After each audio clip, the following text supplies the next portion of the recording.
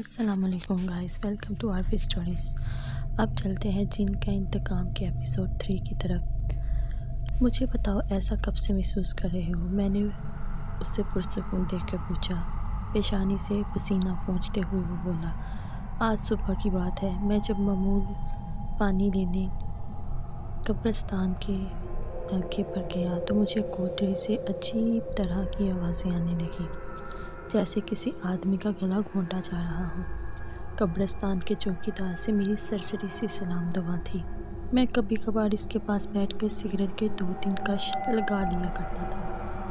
میں نے سوچا اسے کوئی قتل کرنے کی کوشش کر رہا ہے۔ کوٹری کا دروازہ بند تھا۔ میں دروازہ کھول کر اندر داخل ہوا تو وہاں چوکیدار کے سوا کوئی بھی نہ تھا، اور چوکیدار ایسی حالت میں تھا کہ اسے دیکھ کر میرے رونگٹے کھڑے ہو گئے۔ وہ زمین پر چھت لیٹا ہوا تھا، اس کا سارا جسم اکڑا ہوا تھا، جس کی وجہ سے اس کے ہاتھ پاؤں ٹیڑھے ہوئے تھے۔ منہ سے جھاگ بہہ رہا تھا اور سرخ پھٹی ہوئی آنکھیں چھت کو گھور رہی تھیں۔ وہ مسلسل ایک ہی جانب دیکھے جا رہا تھا۔ میں نے سوچا شاید اسے مرگی کا دورہ پڑا ہے۔ میں نے پاؤں سے جوتا اتار کر اس کی ناک سے لگایا تو اس کی آنکھوں نے حرکت کی اور میری آنکھوں پہ مرکوز ہو گئی۔ پتہ نہیں اس کی آنکھوں میں کیا چیز تھی کہ میرا سارا وجود لرز سا گیا۔ سرخ موٹے ڈیلے جن کی پتلیاں بالکل ساکت تھیں، اس کی آنکھیں مجھے گھور رہی تھیں۔ میری ریڑھ کی ہڈی میں سرد لہر سی دوڑ رہی تھی۔ وہ چند لمحے مجھے یوں ہی دیکھتا رہا، پھر اچھل کر میری گردن دبوچ لی۔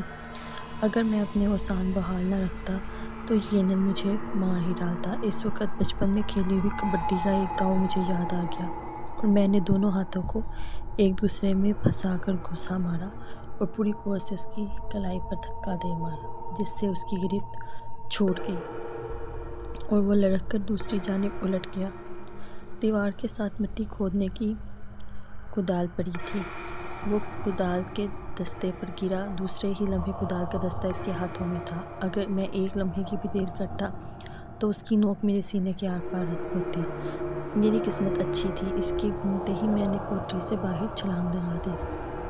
وہ اپنے ہی زور میں چرخا کر گر پڑا، پھر اس نے اٹھنے کی کوشش نہیں کی۔ میں فوراً قبرستان سے باہر نکل آیا۔ اس وقت سے میرے دماغ میں سرخ آنکھیں چپک سی گئیں۔ اب مجھے یوں محسوس ہوتا ہے جیسے ان آنکھوں کے ساتھ 2 ہاتھ بھی ہیں، جن کے لمبے لمبے ناخن میرے دماغ میں گھسے جا رہے ہیں۔ عمر غنی کے خاموش ہونے کے بعد کافی دیر تک خاموشی چھائی رہی۔ ہر فرد اپنی جگہ کچھ سوچ رہا تھا۔ بظاہر میں نے اس خاموشی کو توڑا۔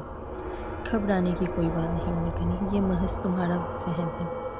اس واقعے نے تمہارے اعصاب کو اس قدر متاثر کر دیا ہے کہ تم اپنے ذہن میں اب تک وہ تکلیف دہ حرکات کو محسوس کر رہے ہو۔ در حقیقت ایسی کوئی بات نہیں ہے۔ اگر تم اس وہم کو اپنے ذہن پر سوار کر لیا تو یہ آگے چل کر تمہارے لیے بے حد تکلیف دہ ثابت ہو سکتا ہے۔ جہاں تک ہو سکے اپنے ذہن کو مصروف رکھو، اس واقعے کی طرف توجہ مت دو۔ کچھ دنوں بعد تم خود بخود اس واقعے کو بھول جاؤ گے۔ میں نے عمر غنی کو مشورہ دیا اور ماری سے چند گولیاں نکال کر نیند کی اس کو دیتے ہوئے کہا، سوتے وقت ایک گولی کھا لیا کرو، سکون کی نیند آئے گی۔ عمر غنی جب برتن لے کر نکل گیا تو امی کہنے لگی، یہ واقعہ اتنا معمولی نہیں ہے جتنا تم سمجھ رہے ہو۔ میں امی کے سنجیدہ لہجے پر چونک پڑا۔ وہ کہہ رہی تھی، چونکہ تم ایک ڈاکٹر ہو، تمہارے سامنے انسانی زندگی کے محض ایسے پہلو رکھے گئے ہیں جو مادی ہوتے ہیں، یا یوں سمجھو کہ تمہیں جو تعلیم دی گئی ہے اس میں انسانی وجود کو ایک مشین کی صورت میں پیش کیا گیا ہے، جس کا کوئی پرزہ زیادہ خراب ہو جائے تو اسے بالکل اس طرح کھول کر دوبارہ جوڑ دیتے ہیں جیسے کوئی میکینک موٹر کو جوڑ دیتا ہے۔ مگر انسانی زندگی کا ایک اور پہلو بھی ہے جسے سائنس تسلیم نہیں کرتی۔ تم تسلیم نہیں کرتے، آج کل کے بہت سے لوگ اسے تسلیم نہیں کرتے، جو لوگ روشن خیال خود کو سمجھتے ہیں۔ مگر انسانی زندگی کا یہ پہلو ایک ٹھوس حقیقت رکھتا ہے کہ ہم اسے روحانی پہلو کہہ سکتے ہیں، جو انسان زندگی کا حصہ ہے، جو کبھی فنا نہیں ہو سکتا۔ جس طرح جسم کا تکلیف پر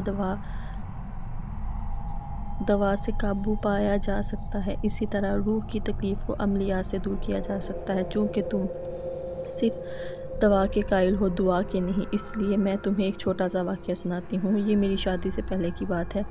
مجھے ایک مرتبہ بچھو نے کاٹ لیا تھا، جس سے میں ناحب آپ کی طرح تڑپنے لگی۔ ہمارے پڑوس میں ایک بزرگ رہتے تھے، انہیں پتہ چلا تو فوراً ہمارے گھر آئے۔ انہوں نے کچھ پڑھ کر اس جگہ پہ پھونک ماری جہاں مجھے بچھو نے کاٹا تھا۔ حالانکہ میں اس سے پہلے انجیکشن اور دوائیاں استعمال کر چکی تھی، جس سے تکلیف میں کوئی کمی واقع نہیں ہوئی، لیکن ان بزرگ کے پھونک مارتے ہی میں ٹھیک ہو گئی۔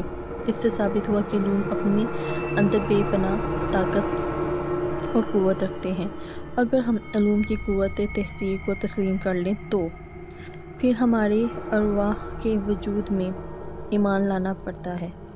میری اس لمبی چوڑی تقریر کا مقصد یہ ہے کہ قبرستان کے چوکیدار پر یقیناً کسی بدروح کا سایہ ہے، اور مجھے اس بات کا خدشہ ہے کہ وہ بدروح کہیں عمر غنی پر اپنا تسلط نہ جما لے۔ اگر کوئی دوسرا فرد ایسی باتیں کرتا تو میں یقیناً اس کا مذاق اڑاتا، مگر میں اپنی والدہ کا بڑا ادب اور احترام کرتا ہوں۔ میری ہونٹوں پر ہلکی سی مسکراہٹ بکھری ہوئی تھی۔ میں خاموشی سے امی کی باتیں سن رہا تھا، جو کہہ رہی تھی، ایسی حالت میں عمر غنی کا وجود بھی خطرناک ثابت ہو سکتا ہے۔